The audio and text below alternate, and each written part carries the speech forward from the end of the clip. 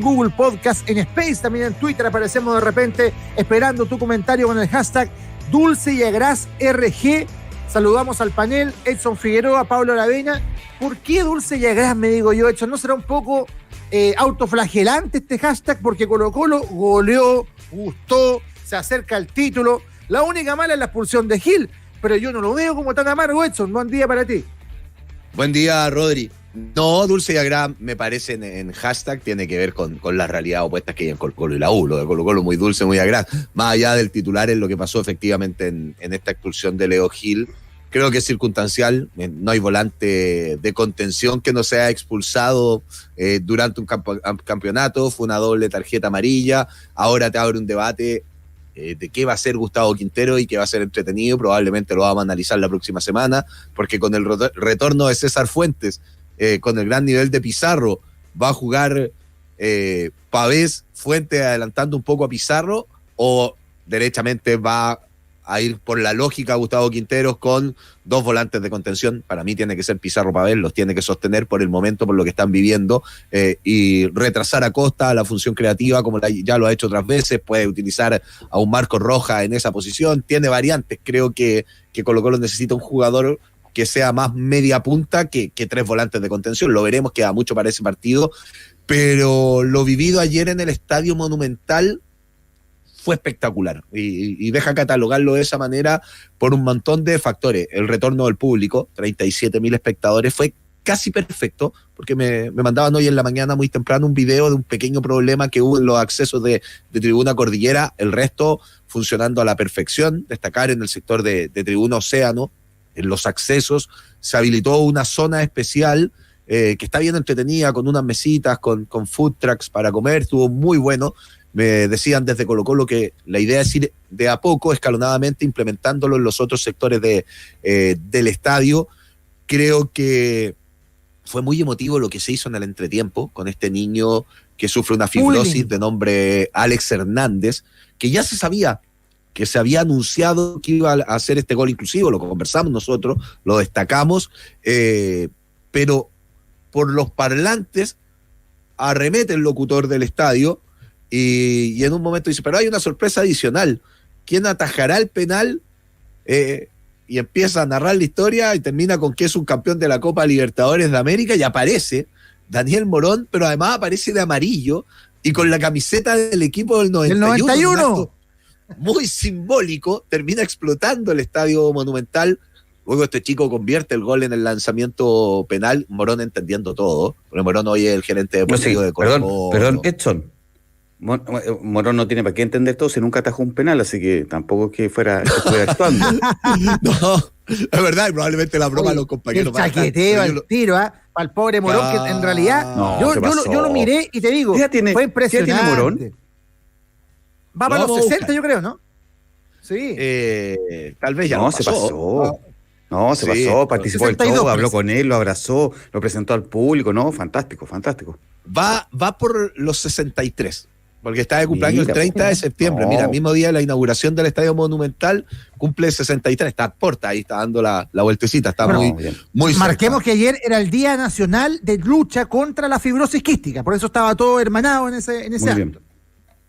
Tal cual, pero cuando digo entiende todo es porque empezó a levantar el público, a hacer gestos, y eso igual era llamativo porque Morón en la cancha tenía mucho esa característica. Entonces fue retroceder en el tiempo. Ya este niño verlo completamente feliz fue muy emotivo, fue muy bonito. Hubo ole en algún momento, fue un partido muy noventero, un homenaje a las chicas del plantel femenino de Colo-Colo, que ganó en la categoría sub-19, que ganó esa final a Universidad de Chile, con vuelta olímpica incluido. Creo que hubo muchos factores que hicieron que lo que vivimos ayer en el Estadio Monumental fue muy, muy bonito. Y luego en la cancha, de acá les lanzo la pregunta, para mí, y por lejos, la mejor expresión futbolística de Colo-Colo durante todo el segundo semestre. Y en el campeonato nacional, obviando Copa Libertadores, me parece que está dentro de las mejores. A mí se me viene a la cabeza el partido con la U en el Monumental, donde también convirtió 4 goles, y de ahí no son mucho más las grandes expresiones futbolísticas de Colo-Colo. Ayer hizo un muy buen partido, donde ganó en el medio campo. Muy buen partido Esteban Pavés. gran partido y gran nivel. Ya vamos a escuchar algo de Vicente Pizarro, con unos pases verticales muy interesantes, recuperando muchas pelotas. Muy buen partido del Colo Gil hasta irse expulsado, participa en uno de los goles con un cambio de frente muy bueno, muy bueno. Ahí se comienza a decidir. Creo que hubo otro factor súper importante. Los laterales volvieron a pasar en Colo-Colo, volvieron a pasar y mucho. Muy buen partido del Torto Paso. Se conectó bien por la banda derecha. Gabriel Suazo ni hablar, pasó muchísimas veces, convierte un golazo, y es fundamental. Y luego los extremos también tuvieron un correcto partido. Bouzat no estaba jugando mal cuando salió, me sorprendió, y después ingresa Volados, y Volados también ingresa muy bien. Y Gabriel Costa es curioso porque fue el jugador de Colo-Colo en los primeros 45 minutos que más participó del juego, que más tuvo el balón en sus pies y tuvo un 100% efectividad en los pases en el primer tiempo. En el segundo tiempo erró algunas, participó en la jugada de 2 goles y convirtió otro. O sea, muy buen partido, y el Gato Lucero te da otra cosa, ni hablar. Me quedan dos cositas. 10 córner a favor de Unión Española, y Colo-Colo lo resolvió todo bien, y además hizo un gol de pelota detenida en el arco rival. ¿Qué factor más importante? Y por último, me preguntaban en la transmisión, ¿quién fue la figura del partido? Y uno decía Lucero, Costa, Suazo. Me terminé inclinando por Vicente Pizarro, pero fueron demasiados los puntos altos que tuvo Colo-Colo en el partido de ayer ante una Unión, que también hay que decirlo, hizo nula oposición. Hagamos un podio, pues, Pablo, junto con tu análisis, por supuesto. El podio, sí, concuerdo con Edson. Colo Gil fue expulsado. A partir de ahí, todo lo que se hable de Colo-Colo es bueno. Todo lo que se hable de Colo-Colo, los laterales, Pizarro, Costa, Lucero, Brian Cortés, que trajo un par de cosas re buenas también. O sea, el equipo entero, y además como expresión colectiva, fue muy interesante. Yo vi el partido en esta lógica de, wow, veamos cuánta oposición le mete Unión y hasta dónde aguanta. No, lo de Colo-Colo fue un baile notable. Y si sumáis lo del entretiempo con este muchacho, si sumáis el retorno del público, si sumáis la diferencia de 9 puntos cuando quedan 18, creo que la fiesta colocolina fue completa. Y fue un día jueves. Este equipo está convocando de tal manera a la gente que un día jueves la gente fue capaz de ir 37.000 personas a las 6 de la tarde. Me parece que... ¿Es que hay un dato, Pablo? Dale. Que Colo-Colo, desde que retornó la pandemia, o sea, desde que retornó el público post pandemia, en cada partido que se disputó hubo unos con mucho aforo, con aforo total, con aforo reducido, pero desde que volvió el público a los estadios, en todos sus encuentros agotó los tickets. Eso habla de un compromiso de público. Me parece que es un momento brillante de Colo-Colo. Lo que hace le funciona, entretiene a la gente, entretiene a los neutrales que vemos el partido y que encontramos que es una máquina y que como dijo Rodrigo al comenzar el programa, el título está cocinado y sellado. Yo creo que sí. Más allá de eso, hay una cuestión que no podemos obviar. Colo-Colo venía de momentos complejos. La derrota con Calera, las derrotas con Ñublense, ganando con lo justo. Y yo creo que la clave de esto, obviamente que pasa por recuperar a Lucero, pero también por el trabajo que se hizo durante estos días donde no hubo fútbol. Yo creo que ahí hay un trabajo interesante del cuerpo técnico de Quintero, un refuerzo de lo psicológico, de las convicciones, ¿cierto? De la manera de jugar que es el ADN de Colo-Colo que mostró en el primer semestre, y por eso que este partido marca una diferencia tan notable con todo el resto que se jugó en la segunda rueda. Yo creo que esta recuperación futbolística y de confianza tiene que ver directamente, Edson, con el tiempo que Colo-Colo tuvo para trabajar sin la presión de un partido en lo inmediato. Y sumémosle también el retorno del público, que siempre es relevante. Sí, no, tácticamente hubo movimientos que fueron muy interesantes, porque yo lo mencioné más de alguna vez, lo conversamos todos acá, como Colo-Colo, y ayer lo decía de manera redundante, que había perdido esa pasada de los laterales, principalmente por la derecha, desde la partida del Pibe Solari, que ese circuito que se construía, que jugaba de memoria, no lo había logrado encontrar el Torto Paso con otro compañero. Ayer me llamó mucho la atención uno de los centros que ganó línea de fondo el Torto Paso, que casi fue una jugada de peligro de Colo-Colo. Cuando el Torta iba con la pelota, habían botado al Chiqui Bouzat y le había hecho una infracción el Seba Leighton en la zona del carril interior del terreno de juego, no en la zona del extremo, recordando que el Chiqui es extremo. Aquí quiero llegar con esto, que hubo un movimiento muy interesante. que el Chiqui se centraliza un poco para dejar el callejón del extremo libre para que el Torto Paso pase con velocidad. Eso es sincronización de movimientos y se hizo muy bien.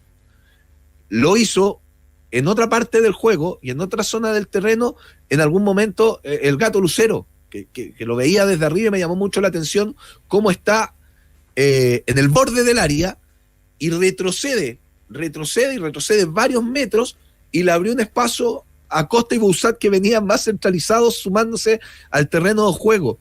Creo que hubo una sincronización de movimientos para que crezca el colectivo. Colo-Colo jugó mal en lo colectivo los partidos anteriores. Tuvo varios puntos bajos. Si nos vamos, sin ir más lejos, al partido con La Calera, no jugó bien Falcón. Amor, falto de fútbol. Hizo un bajo partido Leonardo Gil. Marcos Volados, que jugó de centro delantero, no hizo un correcto partido. Bouzat y Costa eran quienes se llevaban todas las críticas de los hinchas. Acabo de mencionar 6 jugadores. Recién discutíamos quién fue el mejor porque fueron muchos. Me parece que mejoraron los rendimientos individuales. Lo podemos graficar nuevamente en Costa. Costa fue uno de los mejores de la cancha, tuvo un tremendo partido. Mejoró Bouzat, mejoraron todos esos que fueron criticados, mejoraron los rendimientos individuales y de inmediato con eso mejora lo colectivo en Colo-Colo. Insisto, hizo uno de los mejores partidos de la temporada. Le queda una fecha menos y le puede sacar diferencia a algunos rivales. Curicó ya ganó, pero le puede sacar diferencia a otros.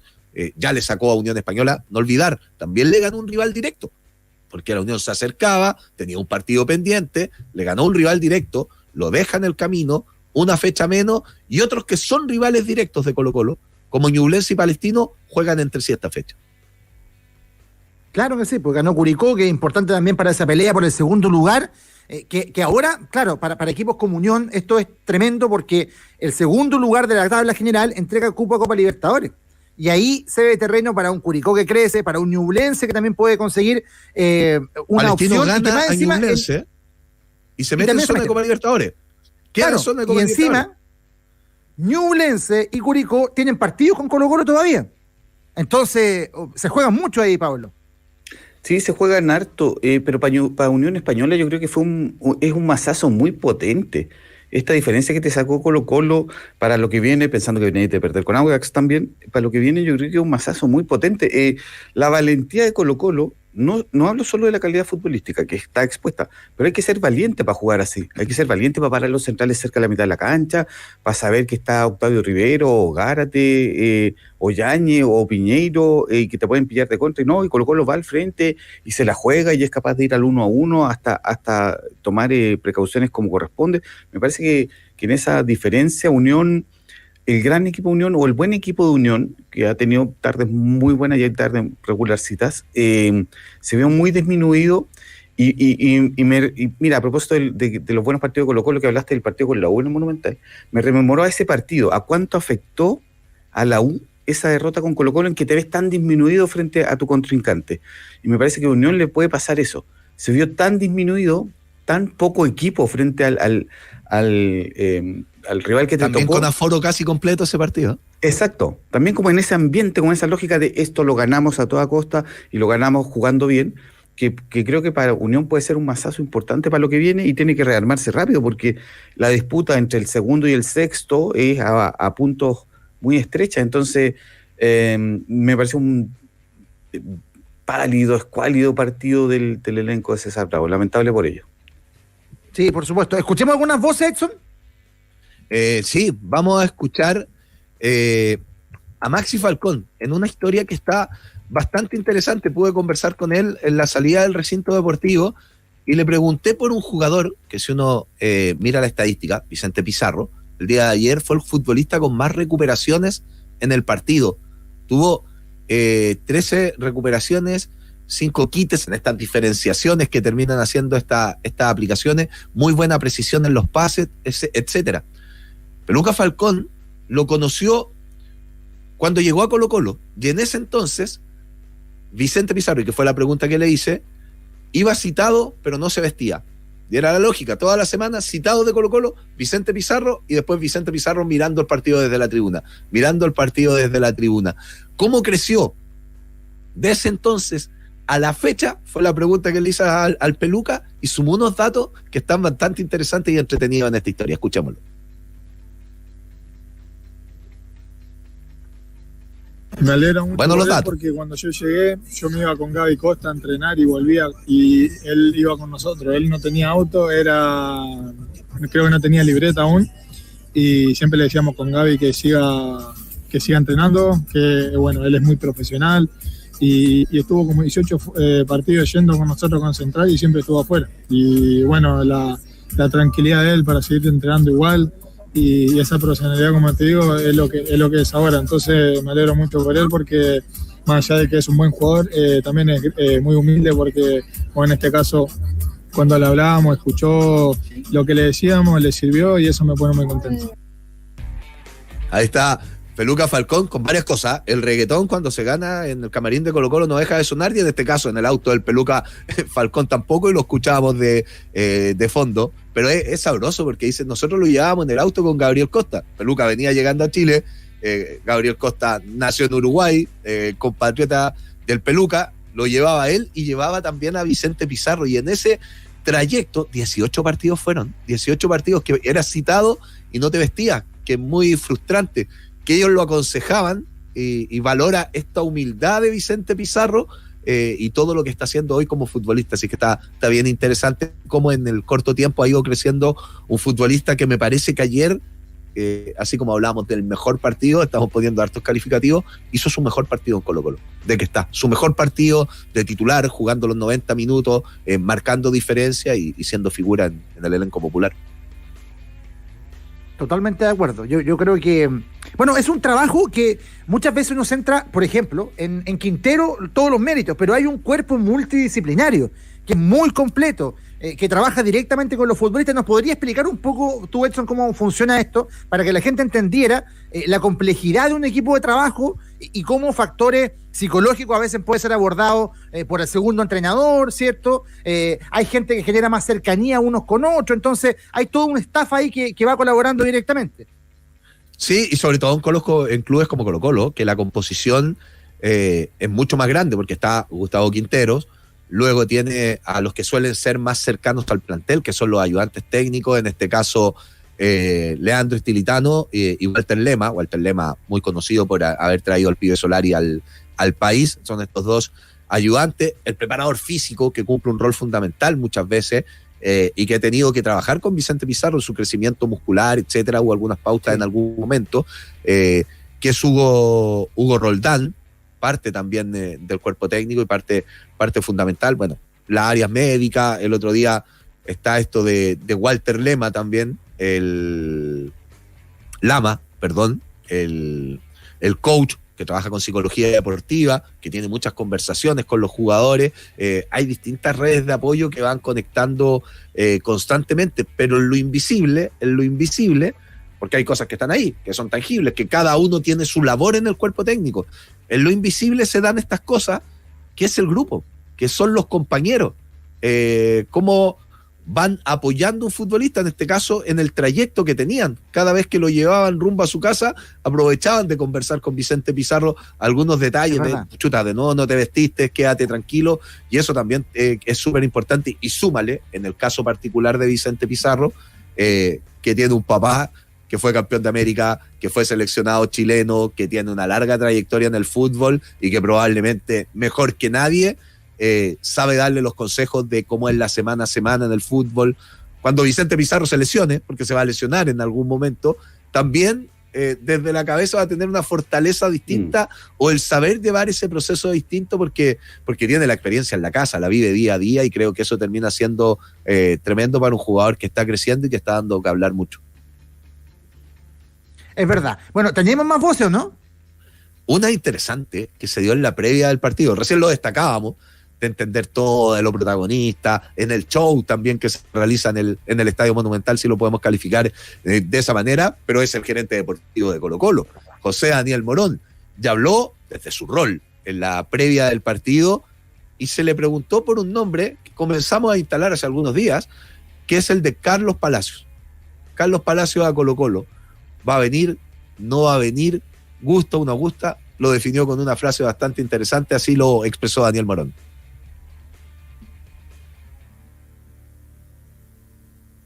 Ya vamos meditó con primero. Sí, no, en meditó algunos primero. momentos hemos Sí, conversado pensar. con el representante de Carlos Palacios, cuando estuvo en Inter, cuando estuvo por salir, después cuando salió. Ha habido conversaciones con él. Esperemos de que en algún momento podamos tener un punto de encuentro. Esperemos que podamos tener en algún momento un punto de encuentro, que se den se alineen los astros como para que un gran jugador como es él y muchos más que hay los podamos tener acá en el Monumental. Ahí está la palabra de Daniel Morón. Cuando se le preguntó, ¿a usted le gusta? Salió arrancando. No quiso seguir respondiendo, pero dice, es muy decidor. Ojalá se alineen los planetas para poder tenerlo. Ya lo reconoció Carlos Palacios, lo reconoce el gerente deportivo. Ayer también a la pasada entiendo que Aníbal Mosa se refirió a algo al respecto y en sus respuestas medias particulares dijo algo como, le mandamos los chuteadores, acá le pasamos los chuteadores para que venga Colo-Colo. No sé, una frase bien en su estilo, pero hay un interés. ¿Sabes por qué? Porque nadie discute que Carlos Palacios es un tremendo futbolista. Pero miren, cuando se va de Chile era seleccionado chileno, ya no lo es. Se fue al Inter, un equipo de primera división de Brasil, ya no está. Pasó a Vasco, que es un equipo que está en la primera B de Brasil, y no juega. Por lo tanto, él ya no es el mismo jugador de hace 3 años. Ojalá que en el fútbol chileno se pueda recuperar, pero también te dice algo de esa capacidad competitiva que es el plus de diferencia que va a requerir este plantel para ser más competitivo en Copa Libertadores. Va a traer un futbolista que en un medio superior como el brasileño no rindió. Y lo comparo también con lo de Arauz. Acuérdate que Arauz en un minuto también estuvo a punto de venir a Colo-Colo y lo rechazó. Decidió tomar un camino para el fútbol mexicano y se perdió. No está en la selección, no está en Brasil y juega poco en México. Entonces, es una realidad que uno se queda con la foto del jugador que se fue, Pablo, pero bueno, no. Lleva 3 años Palacio afuera y no ha resultado. ¿Le puedo hacer una pregunta a Pablo para que responda, para complementar esto? Ponte en el rol de gerente deportivo y de entrenador.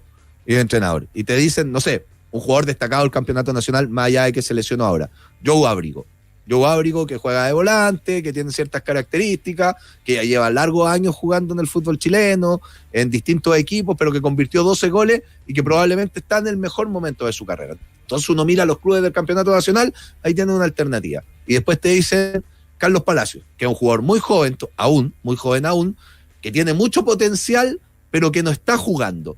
¿Qué decisión toma Pablo Aravena como gerente deportivo?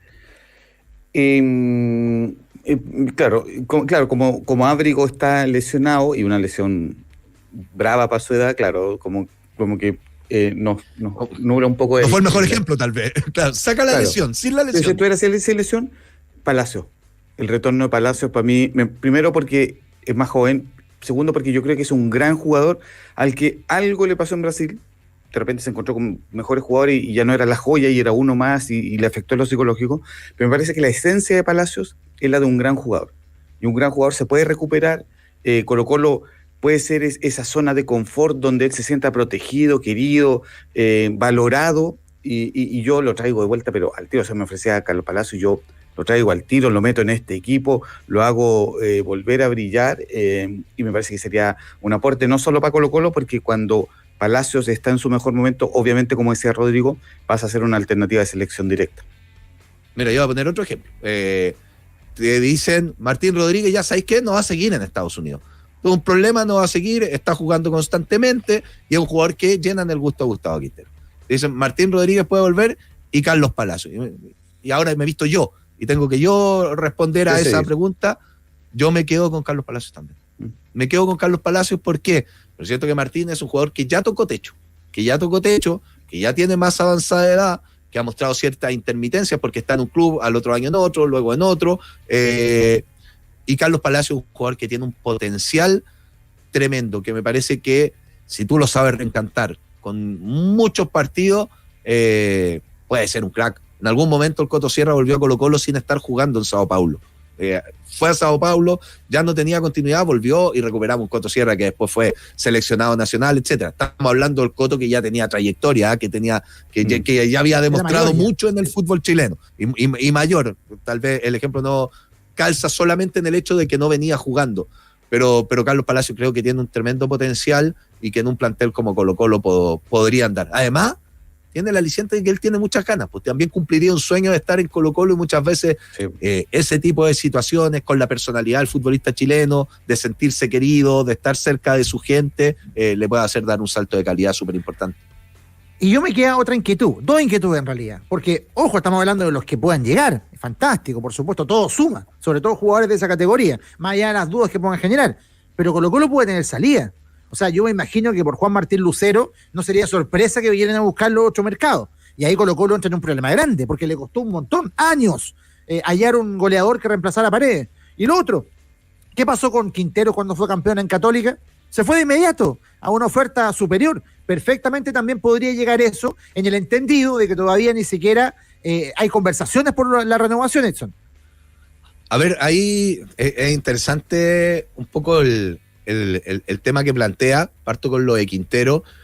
Lo de Quintero no necesita una conversación en el sentido de que él, si es campeón, renueva automáticamente su vínculo. El tema es que tiene cláusulas de que si el técnico recibe una oferta y quiere partir, que es lo mismo que tuvo en Universidad Católica en su momento, él paga ese monto y puede salir al equipo que estime conveniente. Pero el tema de renovación tal vez sería hablar por parte de Colo-Colo, que es una iniciativa que no se ha hecho de momento, o no lo he sabido, de decir, ¿sabes qué? Eliminemos la cláusula, te aumentamos tanto el sueldo, extendemos por tantos años el contrato, y vemos la posibilidad de seguir y no corremos ese riesgo de si llega una cláusula, tienes que partir. Desconozco si esa conversación se ha dado, porque tal vez se ha dado y el técnico puede decir desde su derecho, no, yo en realidad voy a esperar el momento y ver qué va a pasar. Va a ser todo un misterio este tema de Gustavo Quintero. Y planteaba otra interrogante, de la partida del Gato Lucero. Creo que ahí Colo-Colo tiene de cierta manera el sartén por el mango, en el sentido de que si es una oferta ultramillonaria y que a Colo-Colo le permita reforzar, podría tomar en consenso el directorio la decisión de que parta. Pero más allá de eso, Colo-Colo deposita el monto por la cláusula, justamente estamos hablando de la cláusula, y el jugador es de Colo-Colo. Y me parece que eso va a pasar, y Colo-Colo sabe que compitiendo en Copa Libertadores, si se le va a un centro delantero de los goles que te aporta el Gato Lucero, tiene que gastar varios millones de dólares, y en el ejercicio, en el suma-resta, termina siendo más perjudicial que el futbolista parta a retenerlo en Colo-Colo. Totalmente, pues fíjate, Pablo, que antes de llegar a Lucero sonaba los delanteros de Argentinos Juniors, que ha vuelto a tener buena campaña, y ahora está sonando en Boca. Entonces, y sonaba para Colo-Colo acá si no llegaba a Lucero, entonces las realidades también se van moviendo ahí. Pues. Sí, todo cambia. ¿Se acuerdan cuando llegó Blandi, que le iba a romper en Colo-Colo? Y termina siendo un fiasco y lamentablemente no pudo mostrar su calidad que la tiene. En el caso de Lucero, agarró no sé si algún colocolino que esté en el panel que me pueda decir, no sé si desde Paredes, que era el que hubo un 9 así como definitivo. Sí, claro, totalmente. Sin duda, sin duda. Entonces harto le costó a Colo-Colo encontrar ese 9, por lo tanto cuando tiene Lucero y tiene la opción de mantenerlo en este plantel, obviamente que es la primera opción. Ahora te llega una oferta por muchos millones de dólares y tenés que entregarlo, obviamente, no hay discusión en eso, pero la calidad de Lucero expuesta en el partido de ayer, por ejemplo, es indiscutible y es un aporte no solo para Colo-Colo, sino para el fútbol chileno. Refléjalo en títulos, y cuando tú lo reflejas en títulos o en clasificaciones a competencias internacionales, eso es un ingreso. Tú te aseguras cuánto es el monto por Copa Libertadores, $3 millones. ¿Cuánto? 3 millones en fase de grupo. Fase de grupo, por ingresar a fase de grupo. Mira el ejemplo que voy a dar. Colo-Colo fue campeón el año 2009 con Esteban Paredes, en aquella recordada final con Universidad Católica en Santa Laura. Fue campeón ahí con un goleador, con una figura como Esteban Paredes, que fue su primer gran año en Colo-Colo, su primera gran temporada. Jugando ahí. Porque se fue Lucas Barrio. Y ahí quedó libre para anotar. El 2010 termina partiendo al fútbol mexicano. Y Colo-Colo no fue campeón hasta el año 2014. 2014, no podríamos sumar. 2010, volvió? 2011, 2012, 2013, 4 por 3 son $12 millones. $12 millones por no ser campeón, por no ir a esa Copa Libertadores de América. No recuerdo si en el trayecto fue alguna, pero haciendo ese ejercicio. Llegó un goleador ahora, desde que se fue Paredes, Colo-Colo ya no es campeón hace bastantes años también, pero no tenía un goleador desde que se fue Paredes. Llega y a todas luces, todo indica, tendría que pasar algo muy extraño para que Colo-Colo no sea campeón este año. Entonces, esos 20 goles por temporada, etcétera, te aseguran esos $3 millones. Te aseguran. Después suma las recaudaciones que puedes tener por Copa Libertadores, suma los ingresos que tú puedes tener por temas publicitarios, etcétera, y probablemente esos 20 goles te aportan para la próxima temporada ir por un nuevo campeonato o ir por clasificar nuevamente a la Copa Libertadores y sumar $3 millones más. Entonces creo que esos ejercicios también no tienen que ser la inmediatez. Si llega una oferta por $5 millones, cercano a lo que se vendió al Pibe Solari, que para el fútbol chileno suele ser muy bueno, si tú haces el suma y resta, ¿es tan bueno en realidad? ¿Es tan bueno desprenderse de ese tipo de jugadores? Y es lo que tiene que pensar Colo-Colo de aquí a futuro.